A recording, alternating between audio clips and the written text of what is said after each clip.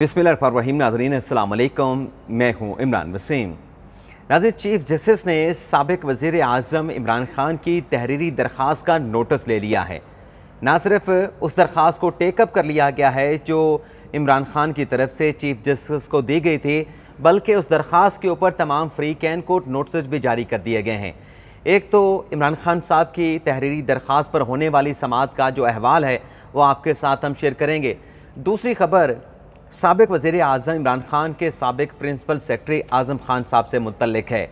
High court में उनकी गुमशुदगी से मुतल्लिक मुकदमे की समाअत हुई है। पुलिस ने उनकी बाजियाबी से मुतल्लिक या उनकी गुमशुदगी से मुतल्लिक आज अदालत में क्या रिपोर्ट पेश की और फिर उस रिपोर्ट के ऊपर अदालत ने क्या फ़ैसला सादिर फरमाया है। सबसे पहले तो इन दो ख़बरों की जो तफसीलात हैं वो आपके साथ हम शेयर करेंगे। इसके बाद हमारे वीडियो लॉग की जो अहम खबरें हैं, जिनके टाइटल, जिनके स्लग्स थंबनेल पे आप नाजरीन ने पढ़े, जिसमें चीफ जस्टिस से मुतल्लिक ख़बर भी है, इमरान खान से मुतल्लिक ख़बर भी है, सुप्रीम कोर्ट के सीनियर जज से मुतल्लिक भी खबर शामिल है, तो फिर इन तीनों ख़बरों की जो तफसीलात हैं वो आप नाज़रीन के साथ जो है वो शेयर करेंगे। तो पहली खबर से नाज़रीन गुफ्तगू का आगाज़ करते हैं। यहाँ पर नाज़रीन थोड़ा सा वक्फ़ा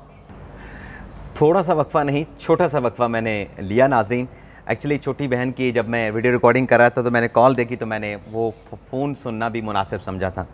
तो माज़रत चाहता हूँ कि मैंने बीच में वीडियो को मुझे स्टॉप करना पड़ा। ख़बर नाज़रीन है कि जो चीफ जस्टिस आमिर फ़ारूक के ऊपर एतराज़ उठाया साबिक वज़ीर आज़म इमरान खान साहब ने तहरीरी तौर पर दरख्वास्त दी।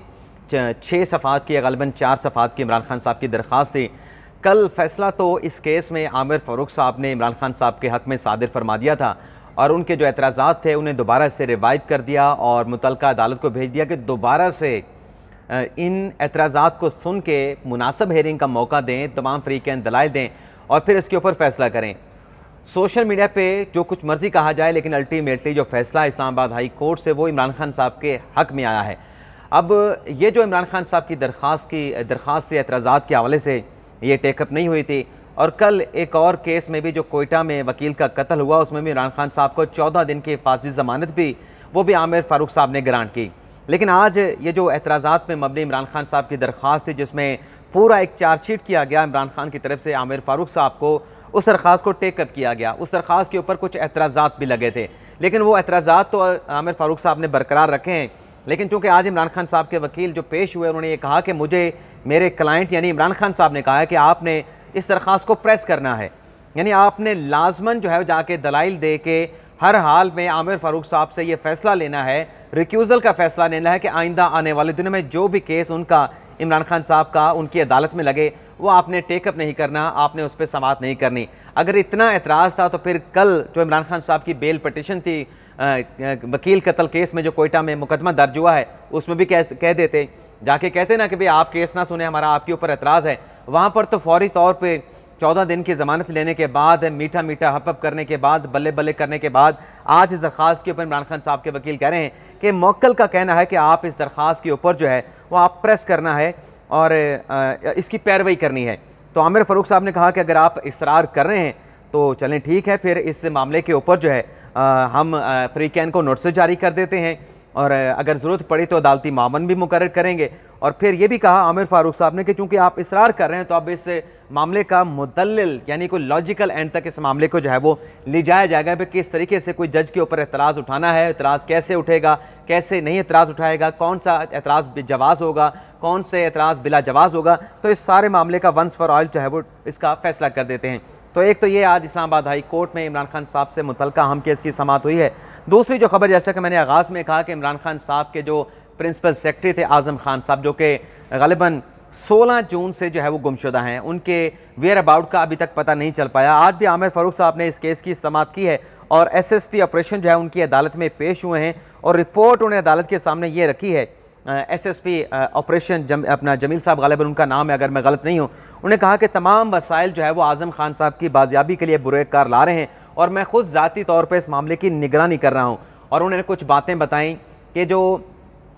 आज़म खान साहब थे वो चूँकि इंटरनेशनल नंबर इस्तेमाल कर रहे थे अपने मोबाइल फ़ोन पर और वो वाईफाई के ज़रिए उसको इस्तेमाल करते थे, तो जो लोकेशन है आज़म खान साहब की वो पता नहीं चल पा रही और जो उनके ज़ेर इस्तेमाल गाड़ी थी वो भी जो है वो कहा गया है कि 2017 का मॉडल था, लेकिन वो अनरजिस्टर्ड थी। तो वक्त मांगा गया है और अदालत ने आमिर फ़ारूक साहब ने कहा कि चूँकि SSP साहब इस बात की गारंटी दे रहे हैं कि वो खुद इस सारे मामले की निगरानी कर रहे हैं, तो 1 हफ्ते के मजीद अदालत ने मोहलत दे के आज़म खान साहब की गुमशुदगी या उनकी बाजियाबी से मुतल्लिक जो मुकदमा है उसकी समाअत को मुलतवी कर दिया है। अब आ जाते हैं जो आज के हमारे वीडियो लॉग की अहम खबरें हैं, जिनकी हेडलाइन, जिनके स्लग आपने थंबनेल पे पढ़े। नाज़रीन, सारा मामला जो है वो फ़ौजी अदालतों से मुतल्लिक जो 9 रुकनी बेंच तश्कील दिया था उसकी कंपोजिशन के साथ जो है वो जुड़ा हुआ है। आपको याद होगा कि 21 जून को एतजाज़ हसन साहब ने मुलाकात की थी लतीफ़ खोसा साहब के साथ, चीफ जस्टिस उमर ता बंदयाल साहब के साथ उनके चैम्बर में जाके। उसके बाद फिर अगली तारीख के लिए ये दरख्वास्तें जो है वो जुमे के रोज़ जो है वो समाअत के लिए मुकर्रर हो गई थी, जो अभी फैक्ट्स आए हैं उसके मुताबिक। तो इस मुलाकात ग़ालिबन 20 को मुलाकात हुई थी और 22 को जो है ये दरख्वास्तें समाअत के लिए मुकर्रर हुई थी। तो अब वो जो 22 को हेयरिंग हुई, 9 रुकनी बेंच बैठा, उस 9 रुकनी बेंच में काजी फायजा साहब, सरदार तारिक मसूद साहब जो है वो बेंच में नहीं बैठे। उन्होंने कहा था हम तो इसको बेंच नहीं मानते, हम इसको अदालत नहीं मानते, तो फिर इसमें बैठेंगे नहीं। और उनका मौक़िफ़ ये था कि चूँकि supreme Court practice and procedure bill का जब तक फैसला नहीं हो जाता, आर्टिकल 184(3) के जो केसेस हैं वो हमको नहीं सुनने चाहिए, उनको ज़ेरे अल्तवा रख लें। पहले आर्टिकल जो supreme Court practice and procedure bill है उसका फैसला कर लें, फिर इस मामले का वंस फॉर ऑल जब उसका फैसला हो जाएगा तो फिर इसके फैसले भी जो है इनकी समाअतें के लिए मुकर्रर करने के जो फैसले हैं वो भी साथ साथ जो है वो करने शुरू हो जाएंगे। तो अब नाज़रीन ये हुआ है कि बेंच तो उस दिन टूट गया, 9 के बाद 7 रुकनी बेंच बना, लेकिन 22 जून की जो अदालती कार्रवाई का पहले फेज़ का जो ऑर्डर था वो कल तक रात ग़ालिबन 10 बजे तक जारी नहीं हुआ था। कल फिर 11:35-40 के ऊपर जो है ये फैसला हुक्मनामा 22 जून का जो है वो जारी कर दिया गया। इस हुक्मनामे के अंदर नाज़रीन जो जस्टिस सरदार तारिक मसूद साहब का जो नोट है, जस्टिस मंसूर शाह साहब का जो नोट है, उसमें नाज़रीन कुछ ऐसे पॉइंट्स हैं,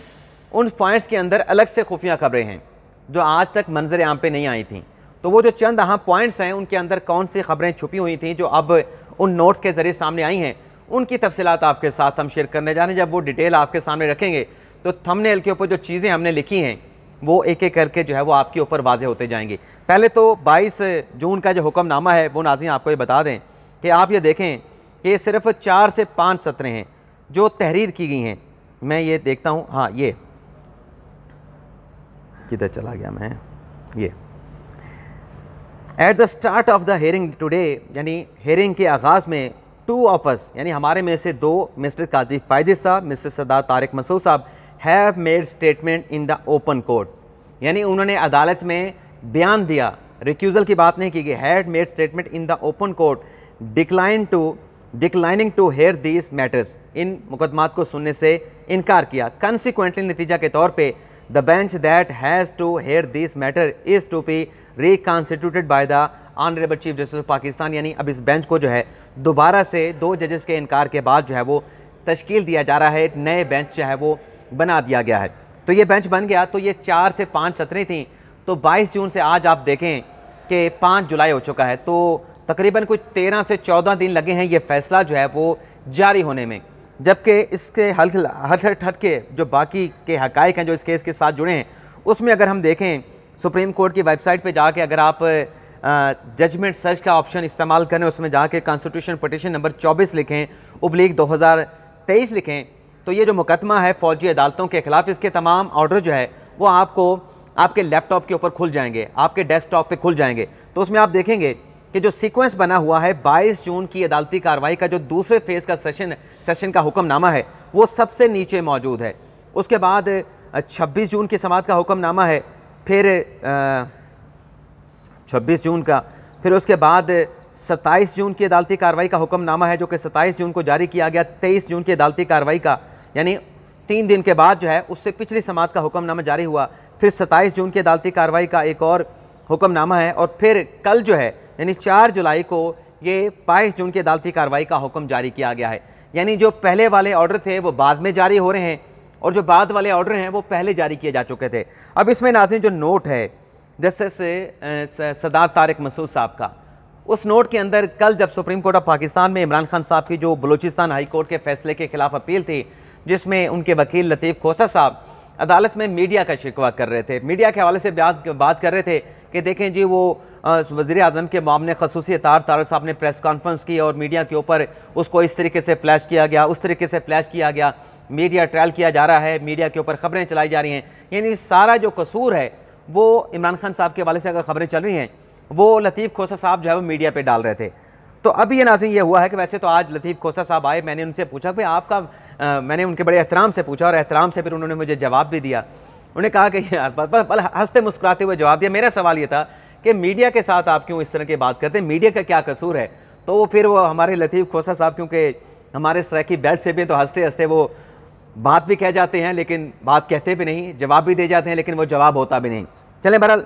वो लतीफ़ खोसा साहब जो कल कह रहे थे कि नॉर्मल अफेयर्स हैं कि बुकला जाके चीफ जस्टिस के साथ मिलें, इसमें कोई अनहोनी बात नहीं, गैर मामूली बात नहीं। तो इस पर जो सरदार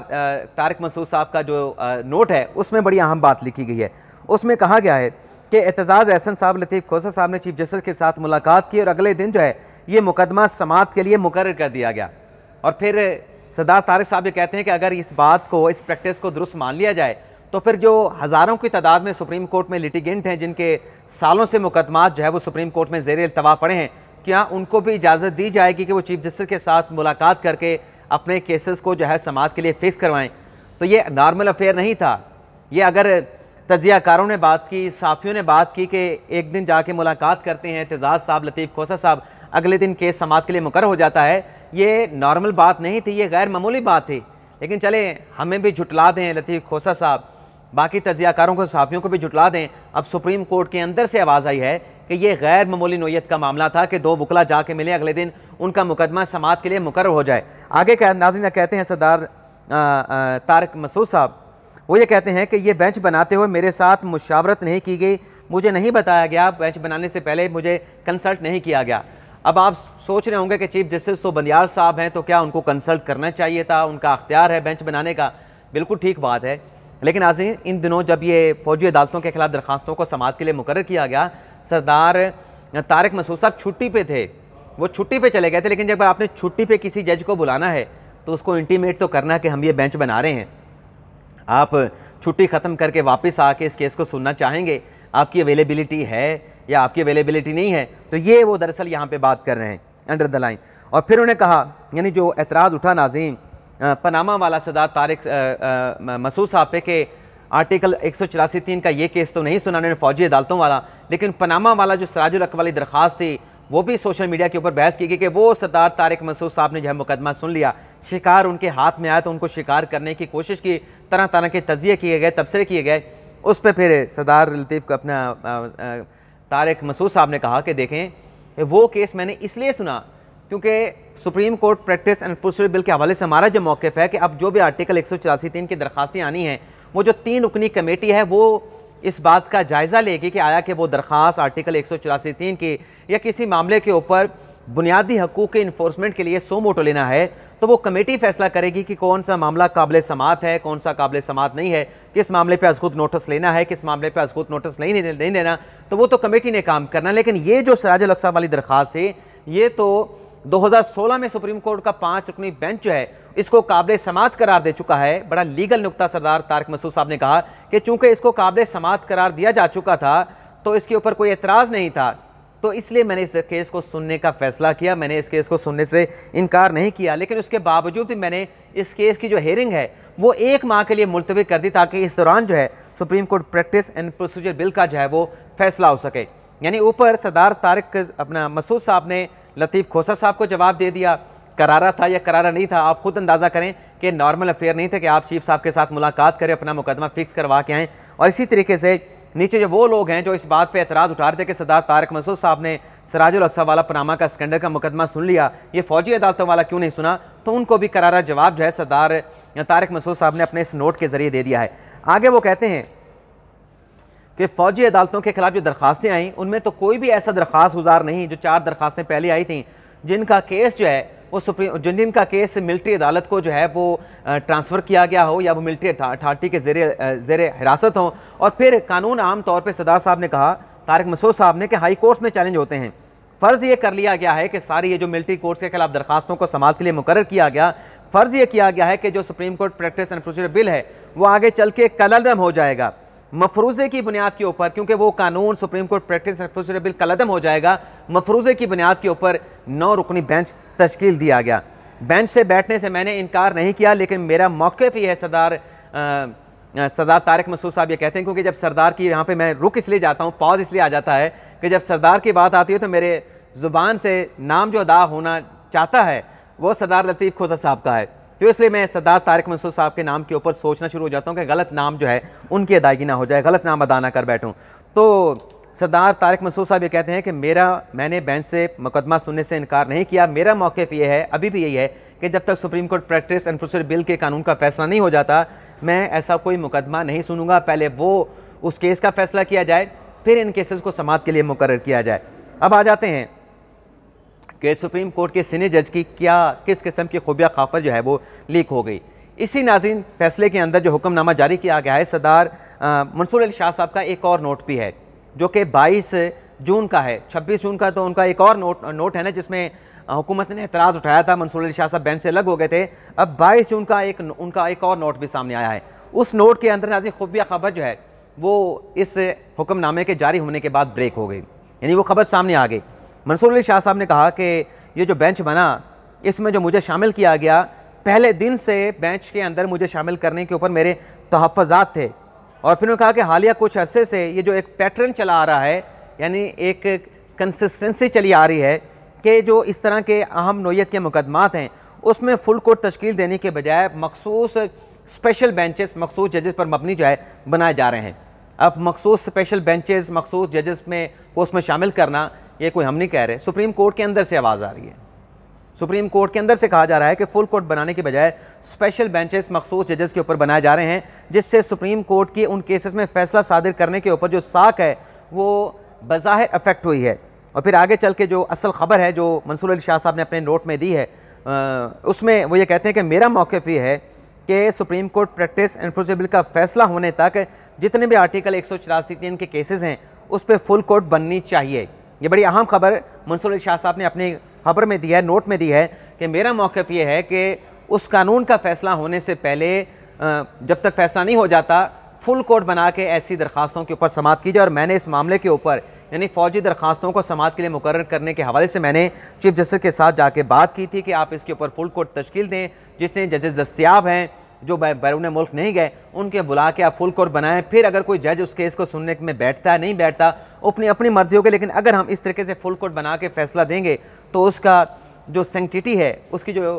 वकार है, वो जुडिशल जो एक साख होती है वो ज़्यादा होगी, उसके अंदर एक विजडम होगा, कलेक्टिव विजडम होगा। लेकिन मंसूर अली शाह साहब ने कहा कि मेरी उस बात को नहीं माना गया, वो डिक्लाइन हो गई और फिर मजबूरी थी मेरे लिए, मेरे पास कोई ऑप्शन नहीं था क्योंकि मैंने हलफ उठा रखा था, तो मैं उस बेंच में शामिल हो गया अपने तहफ़्फ़ुज़ात के साथ, अपने रिजर्वेशन के साथ। और फिर अल्लाह ने किया कि हुकूमत ने एतराज़ उठा दिया,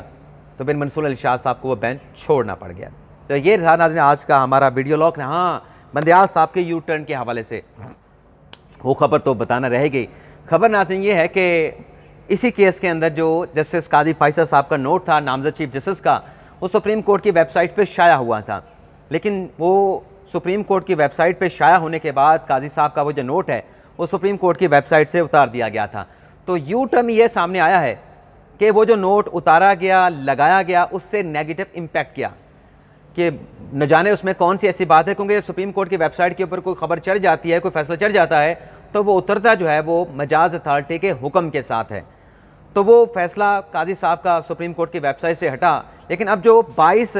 जून की अदालती कार्रवाई का हुक्म जारी किया गया है उसमें काजी साहब का वो जो नोट था 30-31 सफ़ात का, उसको भी साथ में अटैच कर दिया गया है। अगर वो नोट जो है अब उस हुक्मनामे के साथ अटैच करके वेबसाइट पे शाया करना था, तो फिर सवाल ये है कि पहले उस नोट को क्यों उतारा गया। नेगेटिव खबरें भी चलीं, तनकीद भी हुई कि क्या बात थी कि काजी साहब का वो नोट जो है सुप्रीम कोर्ट की वेबसाइट से उतार दिया गया। इख्तलाफात के हवाले से तासुरात सामने आए, एक इन्फ्लुएंस लिया गया, उससे एक क्रक्स निकाला गया, खुलासा निकाला गया। तो अगर ये सब कुछ करना था, काजी साहब का ये नोट जो है दोबारा वेबसाइट पे शाया करना था, तो बात यह है ये यू टर्न लेने की ज़रूरत क्या थी। तो फिर ये उसी वक्त लगा रहता, आप अपना हुक्मनामा बाद में जारी कर देते, तमाम चीज़ें रिकनसाइल हो जाती। लेकिन ये आप यू टर्न कह सकते हैं कि जो नोट आपने उतारा था उस नोट को दोबारा से सुप्रीम कोर्ट की वेबसाइट पर जो है वो अवेज़ा कर दिया गया है, शाया कर दिया गया है। इजाज़त चाहते हैं नाज़रीन, अल्लाह हाफ़िज़।